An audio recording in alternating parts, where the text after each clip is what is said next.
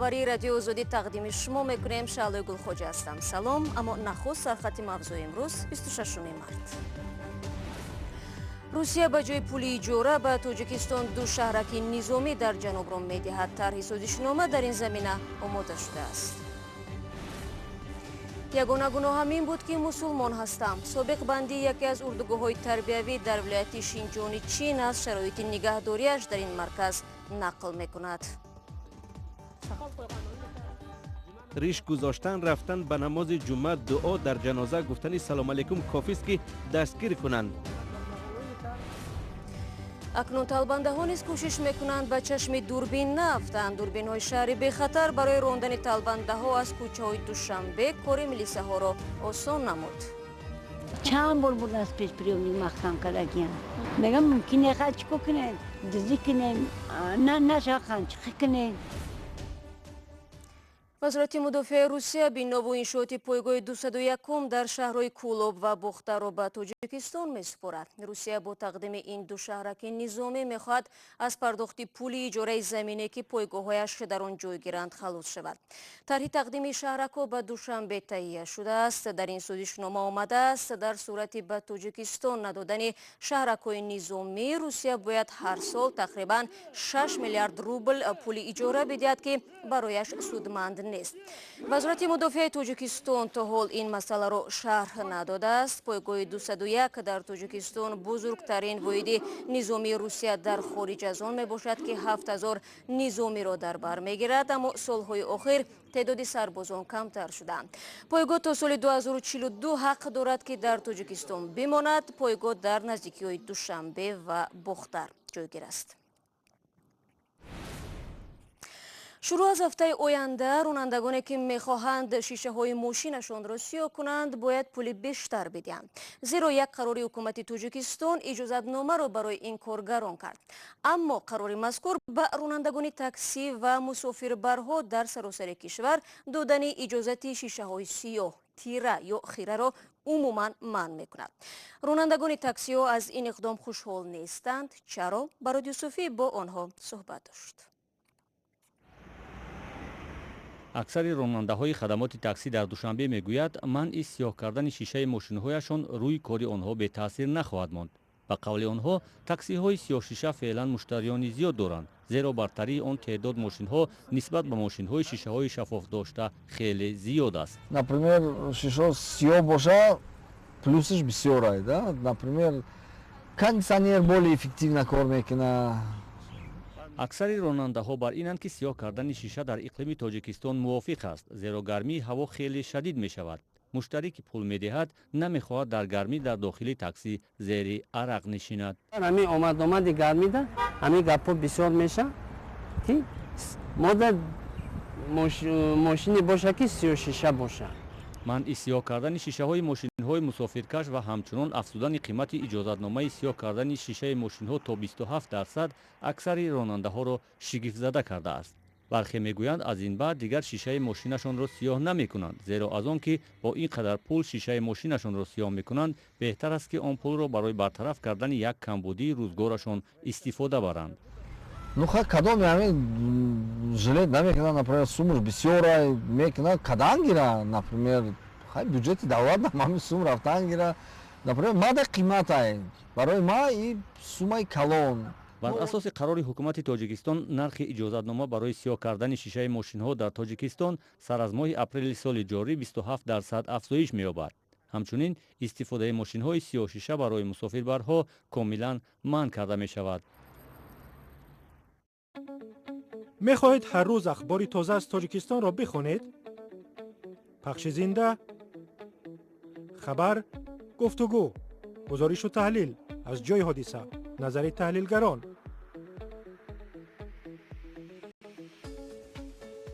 مستقیم در تلفن شما از زمینه رادیو آزادی.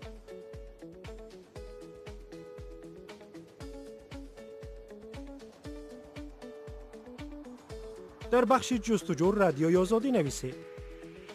یافتید دکمه گت یا اینستال را پخش کنید.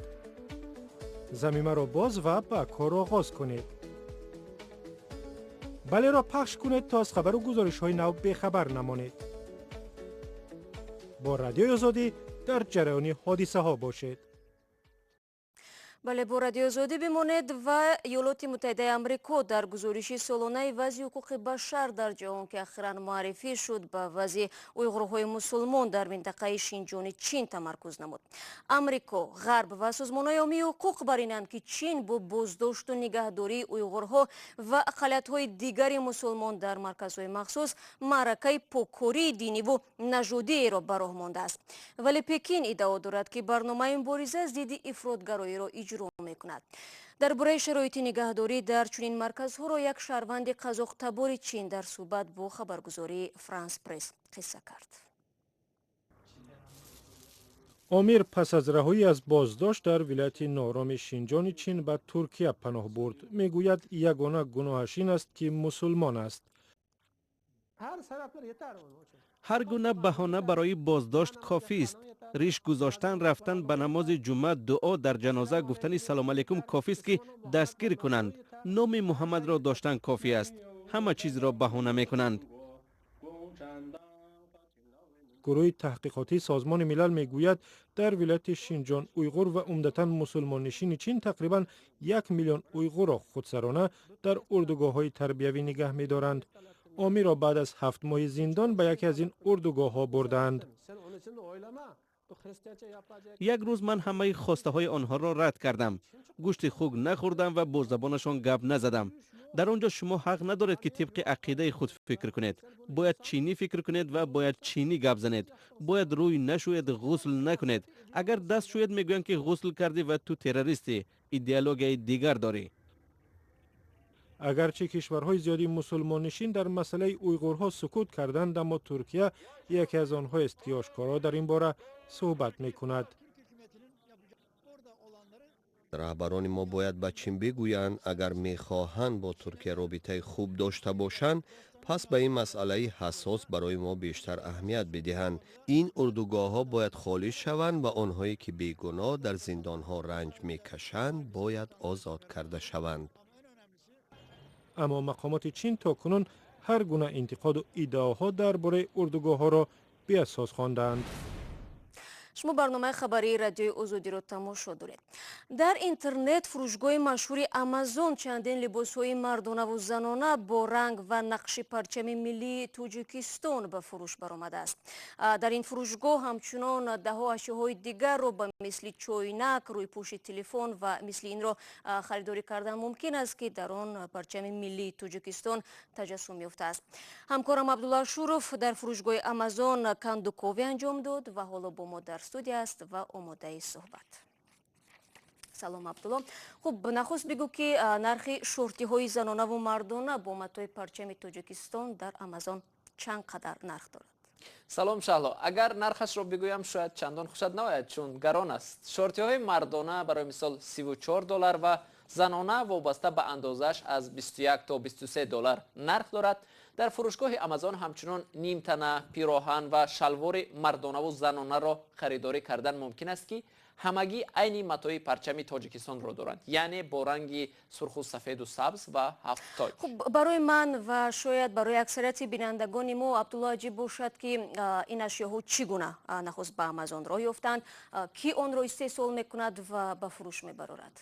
شهلا، اسمی اکثریت فروشنده های این لباس ها چینایی ها هستند. برای مثال شورتی های زنانه را فروشنده با نام شیفو با فروش برآورده است و در شرح آن هم نوشته است که شورتی برای زادگان تاجیکستان تحفه خوبی بوده میتواند و برای مشق بدن و یا مشغول شدن به یوگا خیلی مناسب است.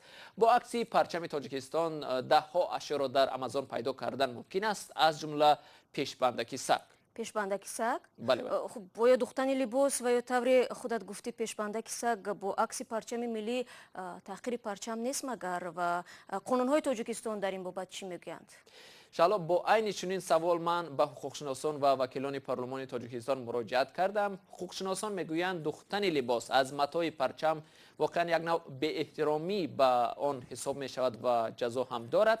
از جمله عزیزمت خال محمد زاده حقوقشناس و وکیل پارلمان тоҷикистон дар суҳбат бо радио Озодӣ гуфт духтани либос аз матои парчам ҷоиз нест, чун як нав беэҳтиромӣ ба рамзи давлатӣ маҳсуб меравад.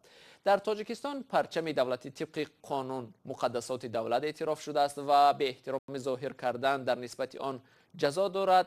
яъне қонун муайян кардааст ки танҳо идораҳои давлатӣ, вазорату кумитаҳо, мақомоти шаҳраку деҳот метавонанд парчами давлатиро дар боми идора ё даромадгоҳи он насб کنند. از شخصان رسمی تنها پرزیدنت، رئیسان دو پالاتای پارلمان و سفیران تاجیکستان در خارج حق دارند در ماشین‌های خدمتی پرچم دولتی تاجیکستان را نصب کنند. خوب، تشکر زیاد عبدالله برای صحبت.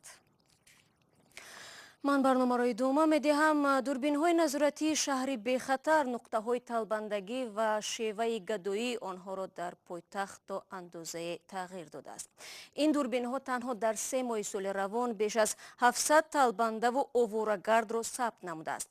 هرچند هیچ قانونی در تاجیکستان رسما طلبندگی را منع نکرده است، اما در شهرهای این کشور تلاش می شود تا طلبنده ها را از خیابان‌ها دور کنند. ولی به نظر تحلیلگران اکثر طلبنده ها را دریافت نان دهان به این عمل مجبور می کند و راندن آنها از کوچه ها راه حل مشکلات نیست.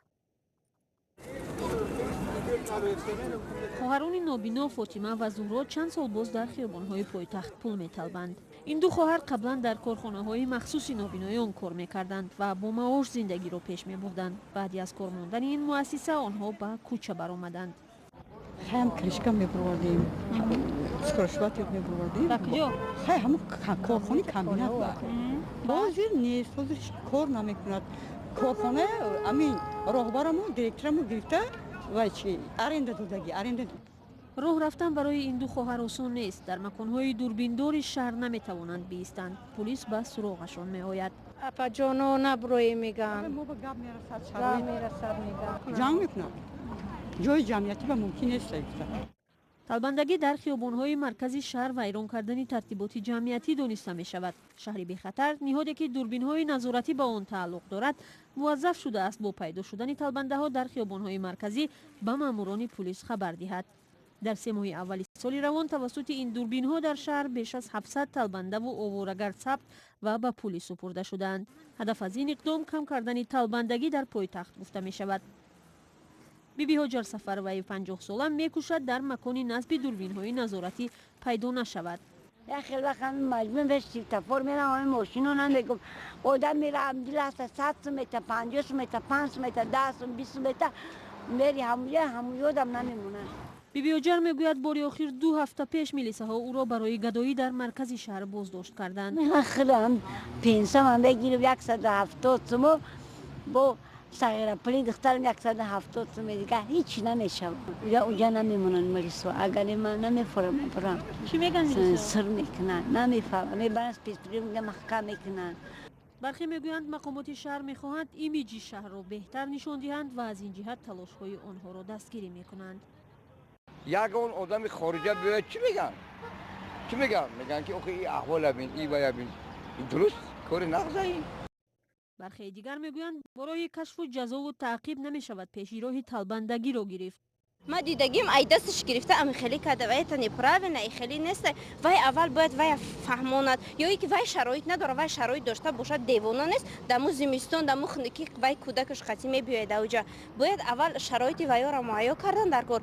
شمار دقیق افرادی که در خیابان‌های شهر به طلبندگی مشغولند معلوم نیست، اما در 3 سال اخیر دوربین‌های نظارتی مرکزی شهری بخطر بیش از 5000 طلبنده و آواره‌گردان را در پایتخت مشاهده و ثبت کرده است.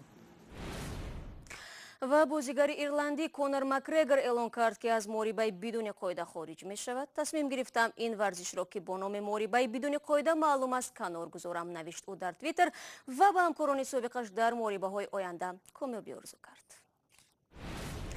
15 دقیقه که در اختیار داشتیم به پایان میرسد. از آن که تا آخری برنامه ما را همراه بوده تشکر میگیم و همین گونه دعوت میکنیم که نوار و گزارش‌های جالب را از کانال ما در یوتیوب با نام آزادی ویدیو تماشا کنید. وبسایت رادیو آزادی نیز در خدمت شما www.azadi.org.